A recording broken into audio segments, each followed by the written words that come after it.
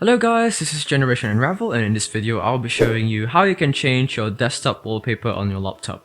So first of all, just to remind you, there isn't that much difference in changing your wallpaper, be it your laptop. So now you need to do is head up here and search up personalization, and then you'll have this window in your control panel and you'll see all the options here in order to change your wallpaper.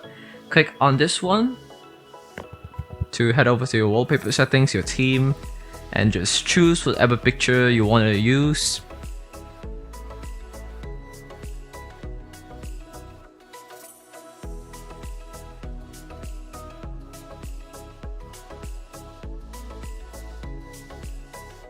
You can also choose among these options here on how your wallpaper will look, either stretch, centered, or tile.